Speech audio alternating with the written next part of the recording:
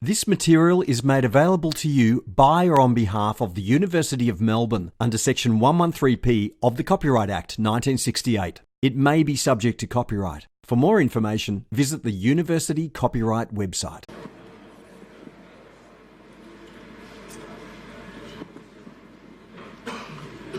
All right, good morning, everyone. So, last time we talked about what? Can someone tell me what we covered in the last lecture? Models from first principles, right? So we talked about various types of models. So what sort of models did we consider or in examples? Sorry, static and dynamic, that's true. We gave also examples of linear. Did we see any nonlinear models? Can you give me an example of a nonlinear model that we presented in the last? Sorry? Pendulum. Was there any other nonlinear models?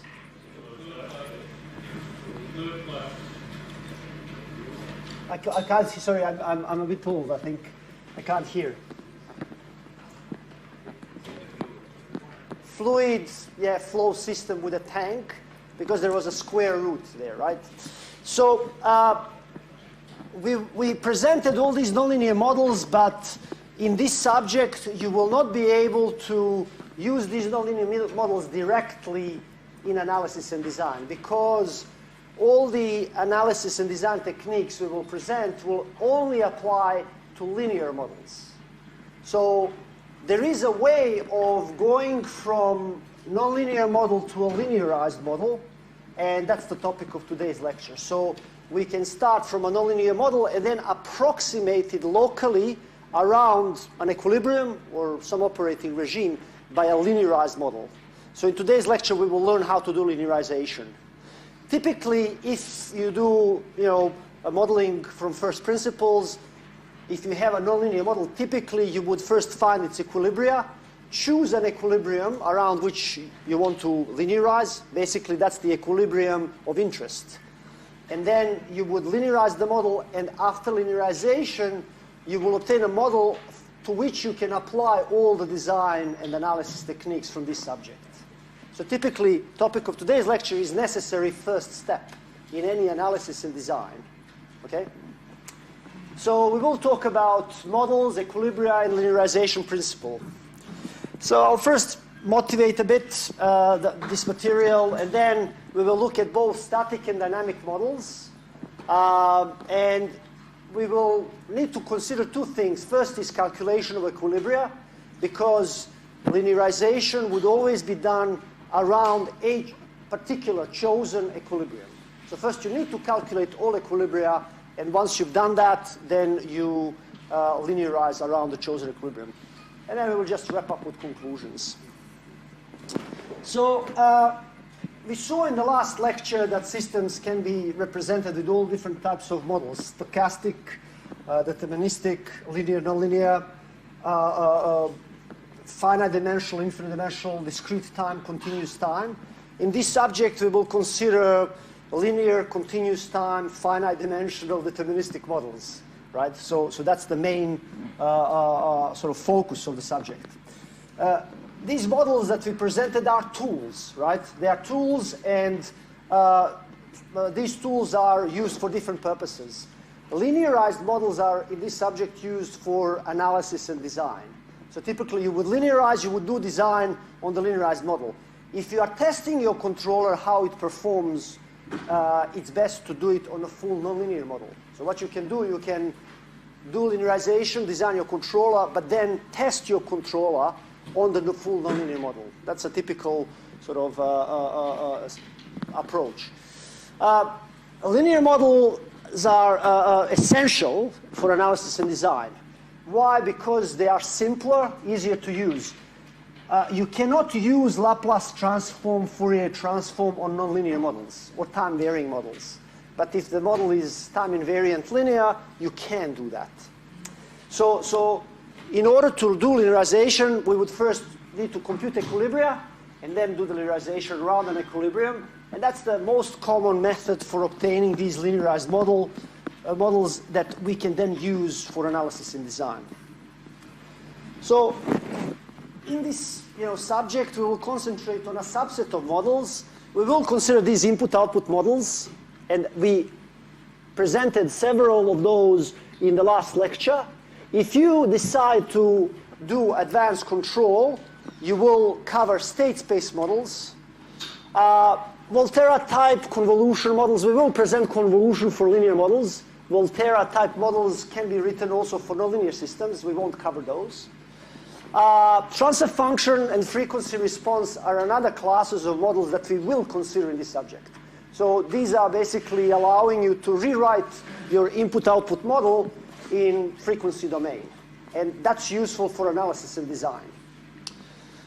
So I will, some of these are included in this at the end of the lecture, but we won't really cover them. You can just go through them on your own, just to get a sense of sort of diversity of different types of models you can use. By the way, all of these models can be written for one and the same system. So a given linearized system can be written in input-output form. It can be written in state space form. We can find its transfer function. We can find its frequency response. Why we use all these different types of models for the same system?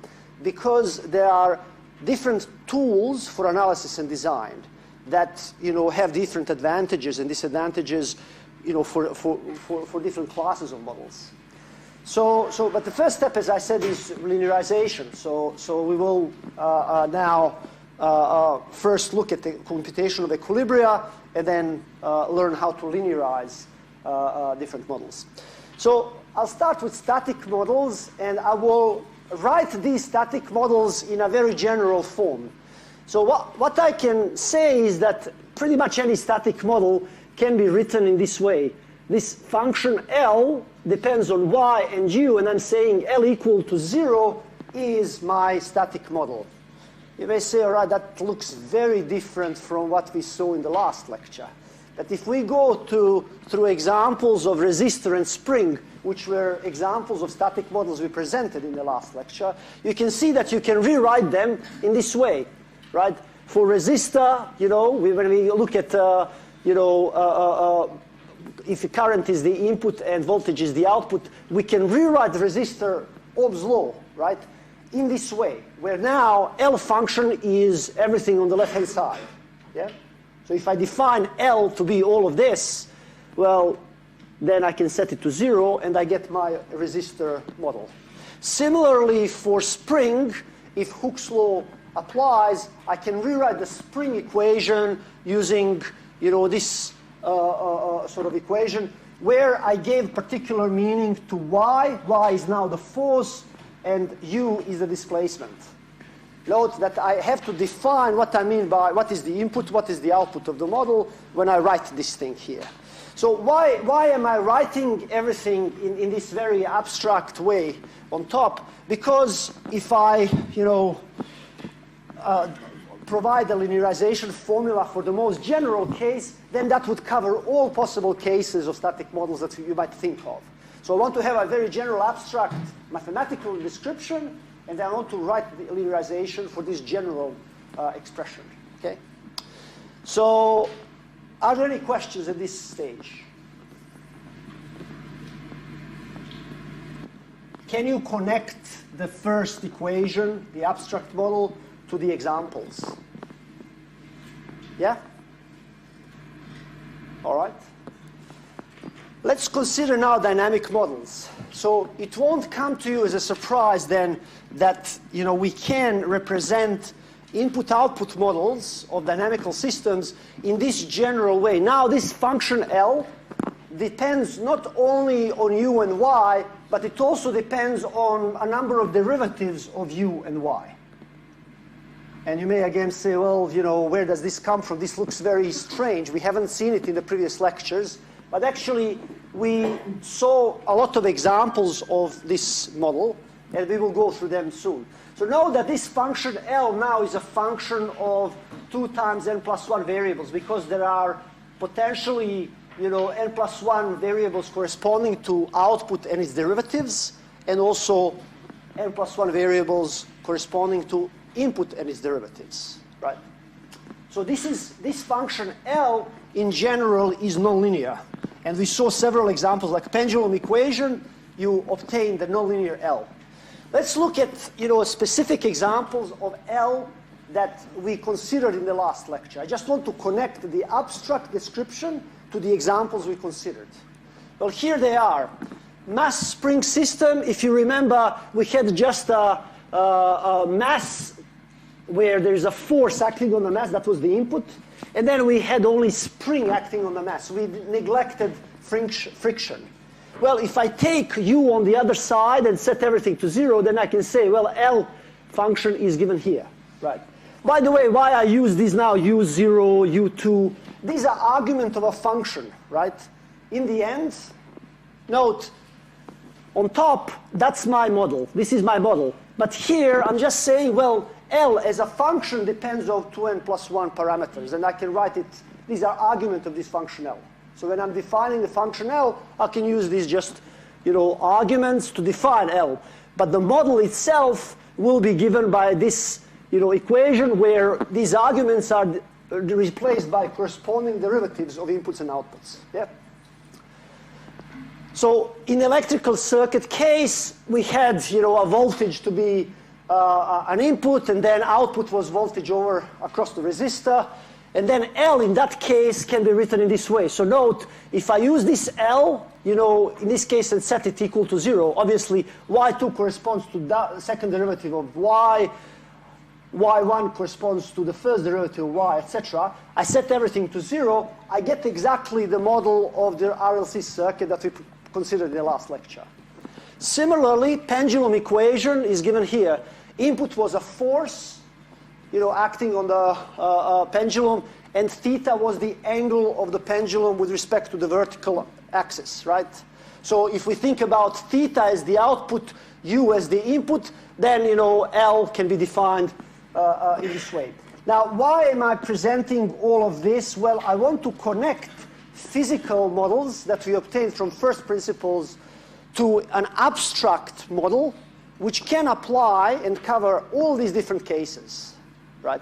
So why am I doing this? I want to just present computation of equilibria and linearization to the most general model. I want to look at example by example. I will just present formulas for the most general case. Are there any questions at this stage? All right. So now we want to calculate equilibria. By the way, can someone remember what is the definition of an equilibrium?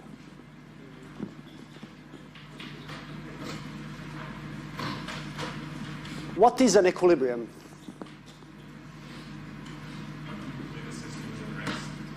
Yes, so when the system is at rest, that's a sort of good intuitive description. But I would say more precisely, it's an operating regime where all physical variables are constant. So there is no changes. If the model depends on forces, displacements, pressures, all of these variables are constants. And this is a specific solution of your model that can be maintained for all time. That's another way to look at it, right? So equilibrium is a specific solution. So your model can generate this solution, but it's constant. It doesn't, nothing changes. So let's look at now, so this is an intuitive definition. So just to remind you,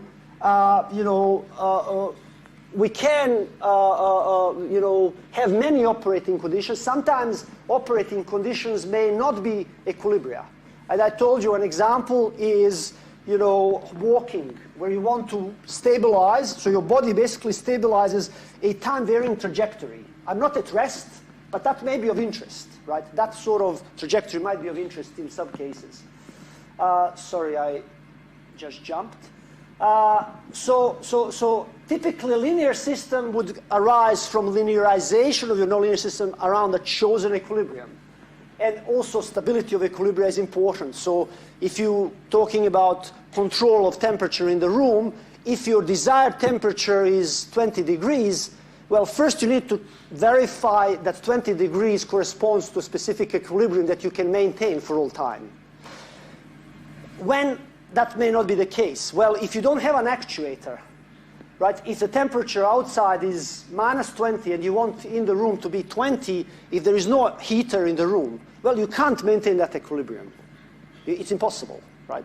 So mathematical model will tell you which equilibria are possible, right? And typically we will, be interested as a first step to calculate all possible equilibria and then choose one that we are interested in. This is an intuitive sort of picture which we saw several times. All of these positions of the ball correspond to equilibria because this position can be maintained for all time. If I don't act on the system, I can maintain it for all time. Note that any position of any position in this hole can be an equilibrium, and similarly, any position of ball here can be an equilibrium if there are forces acting on this ball. Because if I can push this ball, so imagine I'm pushing from this side, I exert a force on the ball, I can push it uphill and keep it there if I'm strong enough, right? So there could be basically equilibria if there are forces acting on the ball that are not really at the bottom, right? Now we want to be able to calculate all possible equilibria. Given a model, so I use a model, I want to be able to calculate all possible equilibria, right? So let's first look at the static case. Well, what would be then sort of a way to calculate equilibria in a static model? There are no derivatives. There are no differential equations here. We just have algebraic equations. So if I keep the input constant, the output will be constant. So all values of u bar, where u bar is constant, and y bar, where y bar is constant, that solve this equation give you all possible equilibria of a static model. Okay? Note, I could choose to apply input that varies with time. So this is a static model if this is rigid, right? So this is the input, that's the output, right? Well, I can choose to use this sort of input, but that won't give me equilibria. Equilibria are, points where things don't change, right? Constant solutions of your system. So all such solutions are obtained by solving this equation. You fix constant u, you calculate y. So, and this is then giving you equilibrium pairs. So for systems with inputs, usually for each input, there would correspond an output that is the equilibrium value of the output. For instance, in the room temperature example, I fix the heat, in the heater to be sort of constant value. If everything else is not changing, then the temperature would settle at a certain value. Well, that's the equilibrium value, right? So we will learn how to do that for dynamical systems in a moment. So systems with inputs typically have infinitely many equilibria. This is a system. If this is the input, that's the output. So I give it this input, then output has a certain value. I give it this input, right? The output changes, right? This input, output changes. So there are infinitely many pairs, input-output pairs, that correspond to different equilibria. All right, so that's how we calculate equilibria in static case. It's very simple. It's very simple in static case. How about equilibria for dynamical models? Well, actually, it's not more difficult than static case. So in dynamical systems, since we have now derivatives in our model, so there are these derivatives of outputs and inputs appearing in the model, well, when we are at an equilibrium, then all these derivatives would have to be zero, because things don't change. Inputs and outputs don't change, hence all derivatives are zero. So what I need to do to calculate all equilibria of my model, I basically set all the derivatives in the model equal to zero, both for outputs and inputs, all derivatives to zero. And then I get an algebraic equation. Note that I set here the highest derivative of the output to zero, second highest, etc. First derivative output to zero, similarly highest derivative of input. All of the derivatives are set to zero, and then I end up with an algebraic equation, where now constant value of input would produce constant value of the output. And it's calculated in exactly the same way as in the static case, right? So this is a very sort of simple way to calculate equilibria from models. So obviously your models have to be good enough so that when you calculate these equilibria, they really correspond to what you expect in the true system. So let's consider some examples to see what is the sort of predictive value of these models in some examples. Consider a pendulum equation. So remember that what we had was the output in the pendulum equation was the angle between the string and the vertical axis. And, there was a force acting. So it's like, you pushing someone on a swing, right? So that was basically, there is a force that causes movement, change in the angle. The angle is the output, and the force is the input. So the model can be written in this form. We presented this model at the end of last lecture. Know that this model is nonlinear. We have this cosine and sine of theta, right? So the question now is, well, how do I calculate equilibria? Well, I have to set all inputs and outputs constant. So I set u to be constant and equal to u bar, and theta to be constant and equal to theta bar. That would mean the second derivative of theta needs to be set to 0. So when I set this equal to 0, I get this algebraic equation that characterizes all input-output equilibrium pairs. So for every value of u bar, I can calculate theta bar that corresponds to this u bar.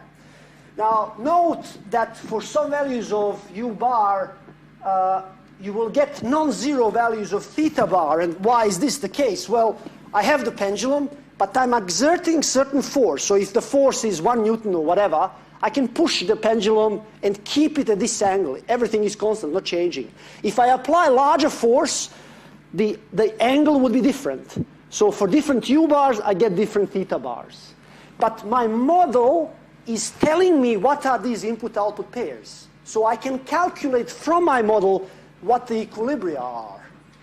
Let's look at some examples. So what are interesting examples, perhaps, where we can test how good our model is? When we set u bar equal to 0, right? When there is no force, then we know that there are equilibria that, well, this is one equilibrium. If I leave it without any force, well, this is the only place where pendulum can stay for all the time, or this equilibrium. There are two equilibria that if I position it exactly there and there are no forces acting, it can stay there. That's what the model would say. Let's calculate those equilibria. So when I set u bar equal to 0, this is a specific value of the equilibrium input that I'm interested in, and I want to calculate what are the equilibria corresponding to this input. Well, what are the theta bars corresponding to this input? Well, when I set u bar equal to 0, then this is 0, right? And then the only thing I need to deal with is sine theta bar equal to 0. M is the mass, that's non-zero. G is gravity constant, it's non-zero. So basically, this whole thing will be 0 when sine of theta bar is 0. Yeah? So let's consider, well, what are the solutions? Well, solutions are when theta bar is k pi. Would this actually correspond to our intuition or what happens in this system? Well, yes, it does, because when k is 0, then theta bar is 0. That's one possible equilibrium. When k is 1, then theta bar is pi. That corresponds to this equilibrium. And then all equilibria for larger k's correspond to rotations of this guy. So, there are 2 pi's, 3 pi, or whatever rotations, right? But it does correspond. The model predicts what we expect intuitively from this system, right? You can, do similar calculations by replacing here u bar to be non-zero. You can say, well, force is, 1 Newton, 10 Newtons, or whatever. You can plug it in, and then you will obtain different theta bars. They will no longer be just this and that. They might be, angle like this, right? So this, but what I want to emphasize here, we are not just intuitively sort of looking at the system and saying, okay, this is an equilibrium. We are mathematically precisely calculating all possible equilibria that the model can predict. And if your model is good, it will quite well correspond to the true system, right? Which is what the pendulum equation demonstrates. That's the power of models. So by the way, by calculating all equilibria, we calculated all possible constant solutions of the model. Because the model, if you initialize the model at this point, it is able to stay forever in that point. So you are calculating all possible solutions, constant solutions of your differential equation. Right. Are there any questions here?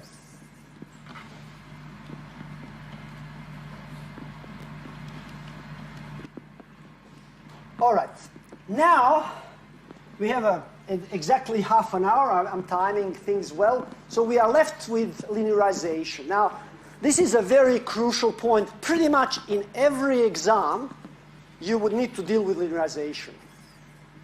So in every exam, you will have a question that deals with linearization. So it's a very important topic.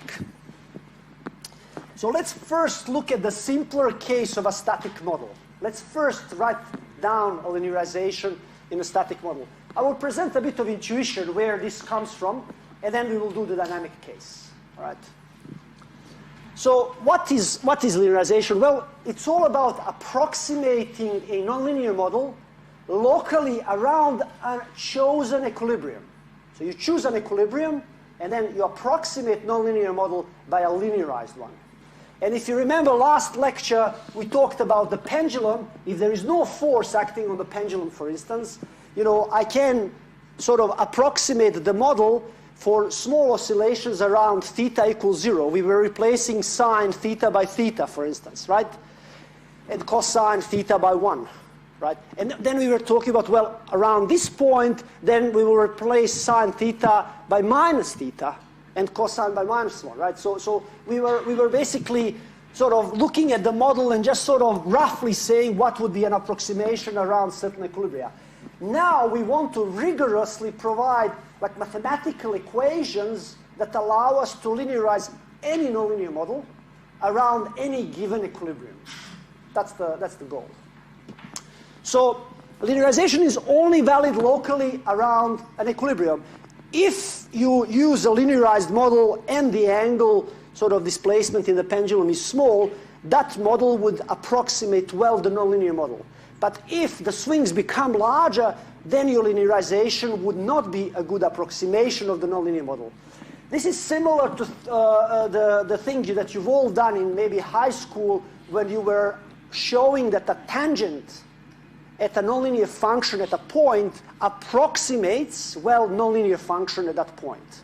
Because tangent, if you have, this is my arm is a function, and I take the tangent at a certain point, well, locally around that point, the tangent approximates the nonlinear function. That's what linearization is all about.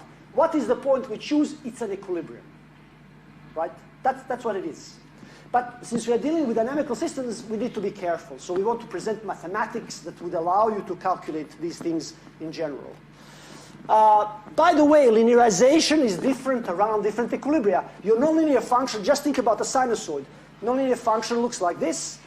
At 0, slope on the sinusoid at 0 is like 1, right? Or the tangent is 1.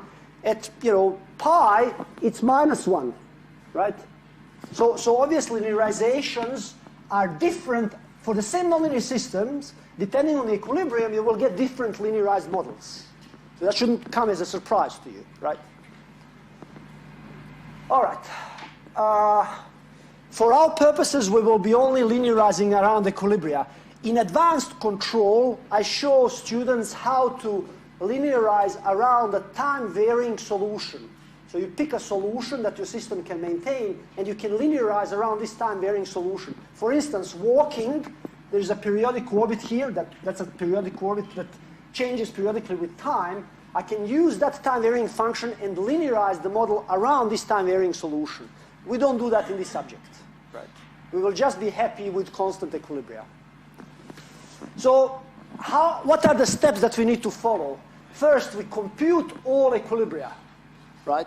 Then you select an equilibrium of interest. Sometimes in the exam, I tell you. Sometimes I tell you, calculate equilibrium that does this. But you need to select the equilibrium first. And then you linearize the system around the selected equilibrium. So those are the steps that you need to follow.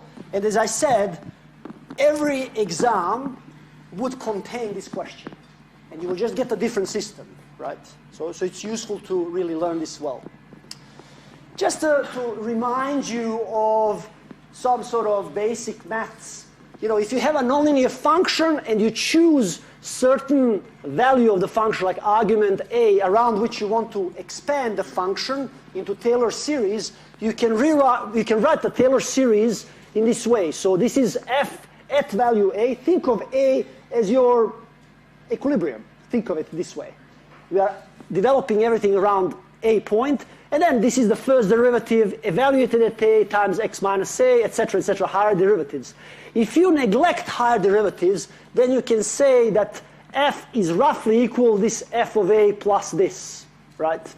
If I introduce this notation, delta x is the relative sort of coordinate with respect to A. So it's x minus A. It's like relative coordinate of x. Then I can rewrite this thing here that f of x is roughly, you know, equal to this, where this is delta x. By the way, this is a constant. This is the basically corresponds to the slope of the tangent at the point A, right? This f prime, right? Now, if you choose equilibria, you will see in our case, if f of A is 0, which would be typically in our case corresponding to some equilibrium, right? Then you can rewrite f of x by some number. This f prime of A is just some number times this delta x. So this is now linear in delta x. And this is exactly like saying that you can approximate a nonlinear function, differentiable function, at a point by its tangent. That's what this is doing. All right, now we want to use this in our case to find linearization of a system, right? Not just some function, but of a full system. So the first thing, let's do static models first. First, we select an equilibrium of interest, right? Now, the only difference between this and the previous page is that this function now depends on multiple arguments.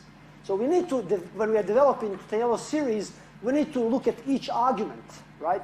So actually, Taylor series around the chosen equilibrium and neglecting the higher order terms would, you know, look like this, where this is basically derivative of L with respect to y, evaluated at y bar u bar, which is the chosen equilibrium, right? This notation here is derivative of L with respect to u, the second argument, evaluated at y bar u bar, right? So we can calculate this. If I know u bar, y bar, I can calculate this. And this is just a fixed number, and this is a fixed number. Now, delta y and delta u are relative coordinates. We define them. This is u minus u bar by definition. U bar is the equilibrium value of u. Y bar is the equilibrium value of y. So if I do all this, note that by definition, this is the crucial part. In our system, when we are calculating equilibria, L of y bar u bar is equal to 0. That's the definition of equilibria. That's why the first term always is equal to 0, right? That simplifies the equations, right? And then what you are left with, this is 0, and then you are left with this. Now, if I just rewrite everything, you know, I just divide, obviously, I would assume here that this derivative, you know, is non-zero. I don't want to be dividing by 0. So suppose that that's the case, it's non-zero. Then I basically have a linear relationship in relative coordinates between the delta y and delta u. So this is now a linear system. That model here is a linear model in coordinates delta y, delta u. Are there any questions?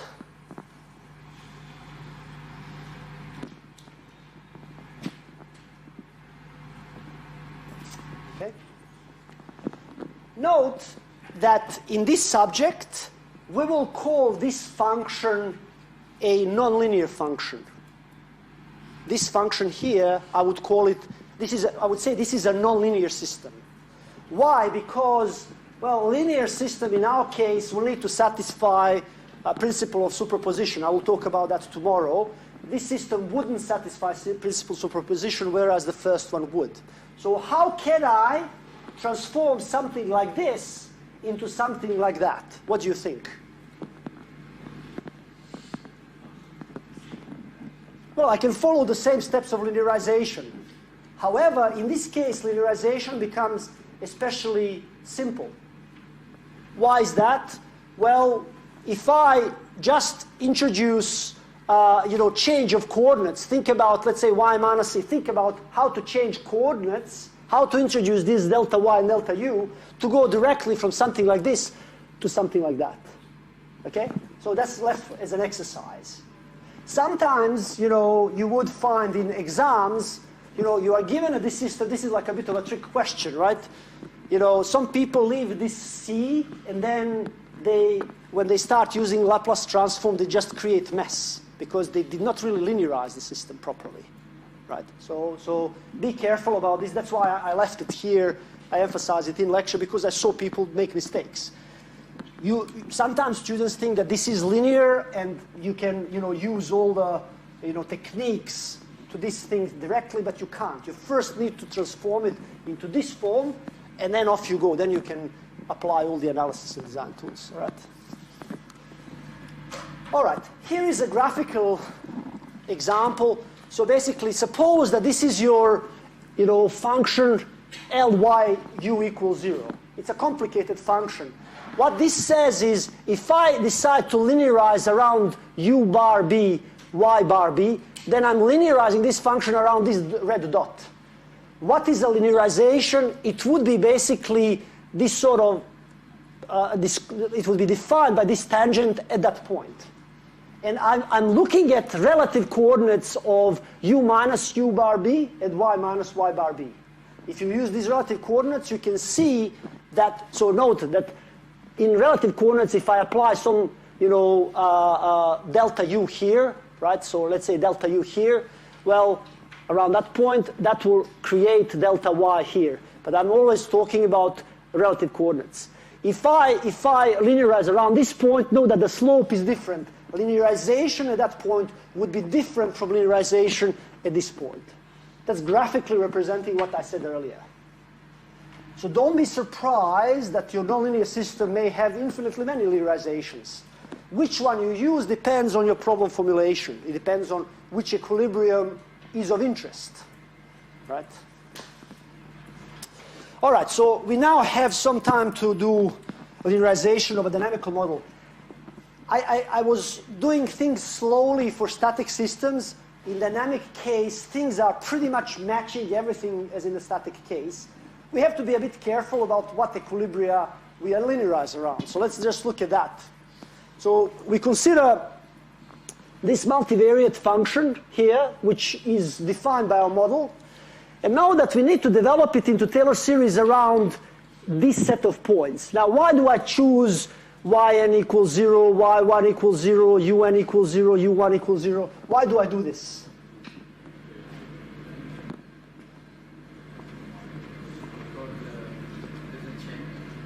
Sorry?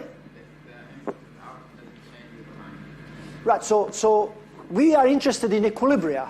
So equilibria would correspond to all derivatives of u and all derivatives of y be 0. So equilibria in, input-output dynamical models would always, have this property that you need to replace, so what is this L 0, 0, y bar, 0, 0, u bar? Well, that's the equation we used to calculate all equilibria, because we set all derivatives to 0.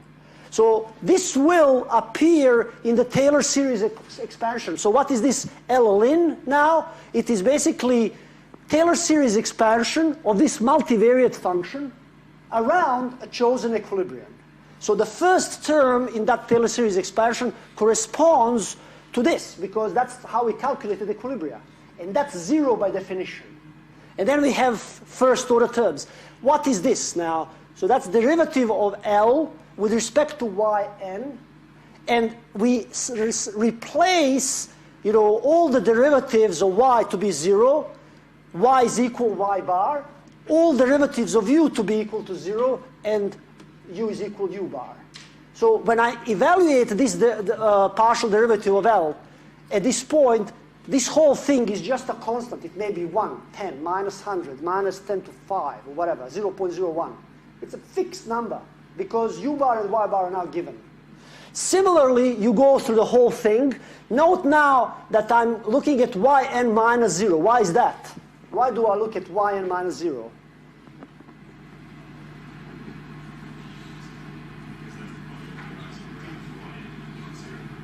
That's right. So think of it as a relative coordinate for your derivative, but at equilibrium, right? Around the chosen equilibrium. But the value of any derivative, m derivative, is 0. So relative coordinates are really with respect to this 0, right? So you do that everywhere, but know that for 0, when you are taking derivative next to y0, the relative coordinate is now y0 minus y bar, because y bar is not necessarily 0. It might be, but it's not necessarily 0. It may be some non-zero constant.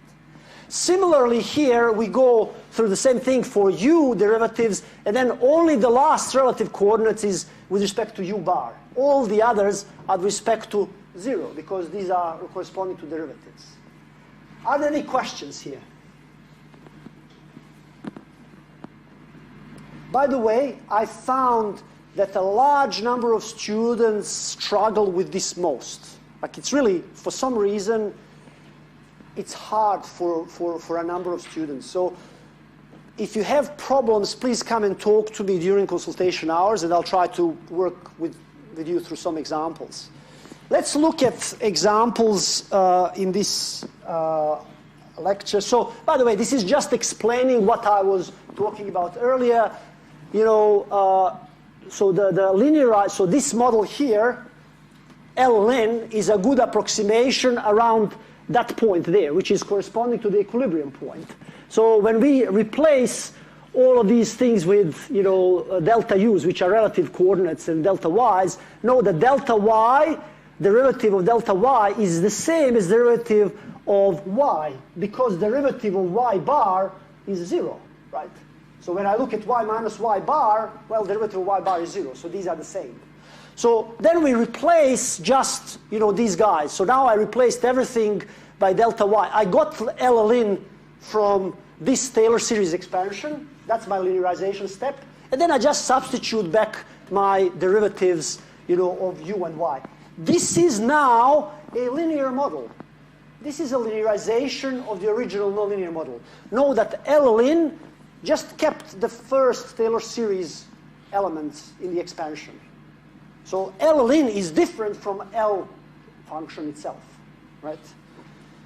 Let's see how that works in the pendulum example. So the function L is given by this. By the way, theta 2 corresponds to second derivative of theta. Theta 1 corresponds to the first derivative. But in our model, we neglected friction. There was no theta dot, right? And then u0 corresponds to the u itself.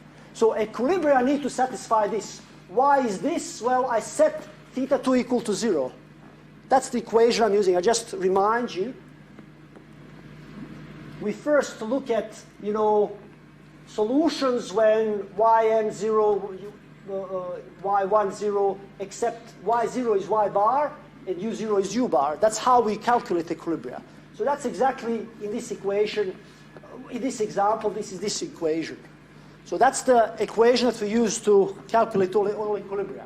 So let's linearize the function around the chosen u bar, theta bar. And they have to satisfy this equation here. So again, we repeat everything. We just develop this nonlinear function into Taylor series expansion.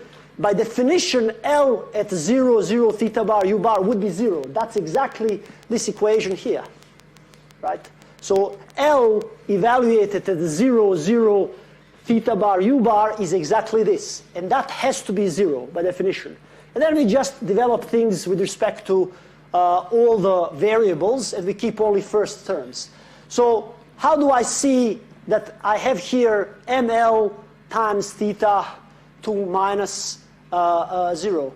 Note that when I take the derivative of this function L with respect to theta 2, that's just ml. Because this term doesn't depend on theta 2, this term doesn't depend on theta 2. So partial derivative of L with respect to theta 2 is just ml. Can everyone see that? And then I evaluate at the equilibrium, but in this case, you know, ml did not depend anymore on thetas, so it's just a constant. It's independent. So, and then I replace theta 2 minus 0. That's my relative coordinate for the second derivative, right? At the equilibrium. Here I have 0 times theta 1 minus 0. Why do I have here 0?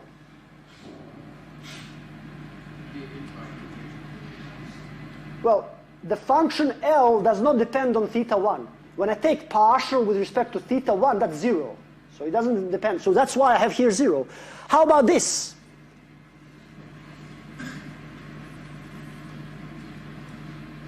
How did I get this? So it's derivative of L with respect to theta 0. Now this is a bit messy, right? Why is it messy? Because I have theta 0 in cosine and theta 0 in sine. I have to take derivatives of this with respect to theta 0 and then evaluate at the equilibrium. So that's exactly what this is. This is the derivative of L with respect to theta 0 evaluated at the equilibrium. You can check that this is the case, right? And how about this? Now this is derivative of L with respect to u0, which is basically cosine of theta 0, and I just replace, you know, cosine theta 0 by theta bar, right? So that's exactly the derivative of L with respect to u0, evaluated at the equilibrium value. Is this clear? All right. We are running out of time, so I will go quickly through this. So, but please come and talk to me. I really want to help you learn this subject. So please come talk to me in consultations if you are struggling with this. If I introduce these relative coordinates, I can rewrite my model in this form. And note that this is linear. Why is it linear? Note this whole thing here is a constant, because it's evaluated at theta bar, u bar. So when you give me u bar and theta bar, which is an equilibrium value, this whole thing becomes just a constant. So this is a constant, this is a constant, this is a constant. Cosine of theta bar, again, is a constant. You choose theta bar, right, equilibrium value, and evaluate this at that value. So this is really a linearized model.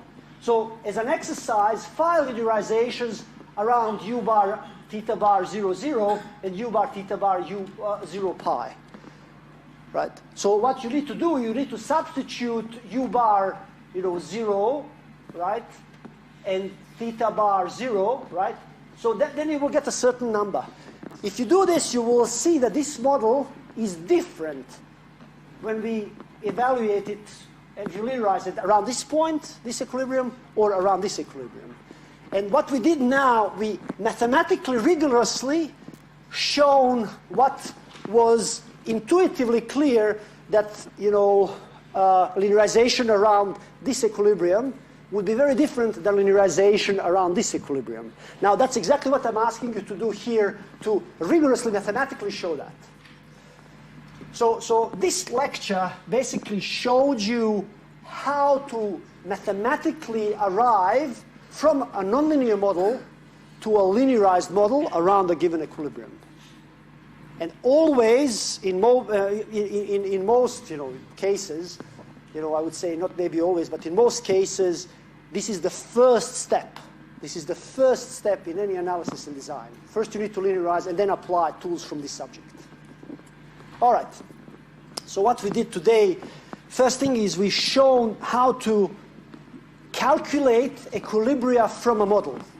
So now you can do a lot of, by the way, tomorrow I will have a tutorial, I will give you like a tutorial session in the afternoon. So I think it's Wright Theatre. I mean, it's given in the on LMS where the venue is. And we will be calculating equilibria and doing linearization. So that's what, because now we have some things to do mathematically, things to do. Yep. I hope so. I asked for it. But whether it will be, it depends on whether there are any glitches. So, but I asked for it, yeah. What we saw is the system can have multiple equilibria and can be approximated by a linear system around an equilibrium. And by the way, linearization is different around different equilibria. So we will be doing different examples tomorrow. I might even go and check some exams in the past, because there would be always a step in the exam, well, do the linearization of this system, right? So I might go back and find some exams, and we do exams in tomorrow's lecture. So now you are able already to study, to be able to solve definitely a question from the exam, okay? We finished the background and motivation, so now we are going to real stuff, all right? Any questions? All right, I hope this was clear. If it wasn't, come and talk to me, please. See ya.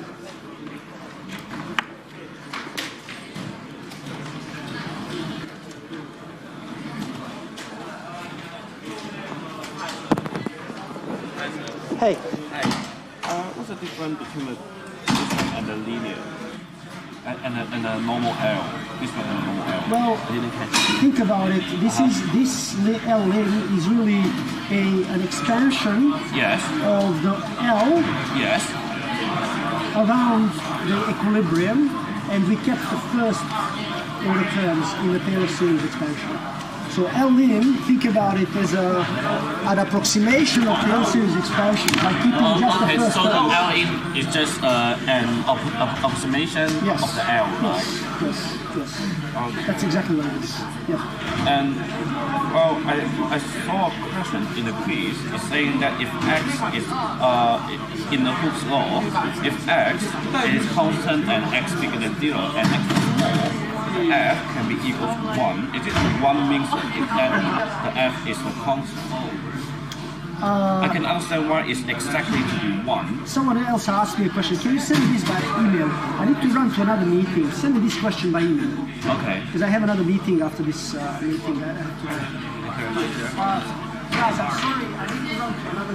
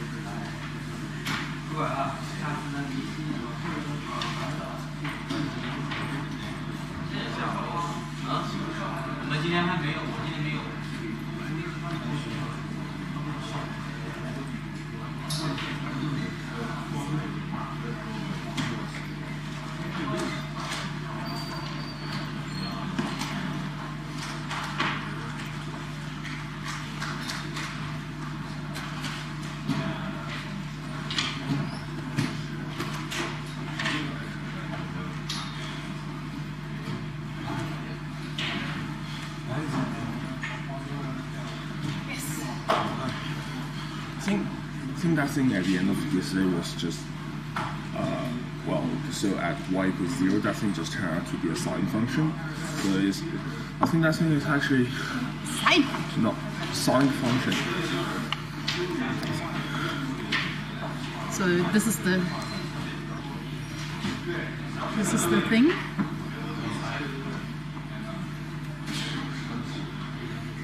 So even if it's continuous.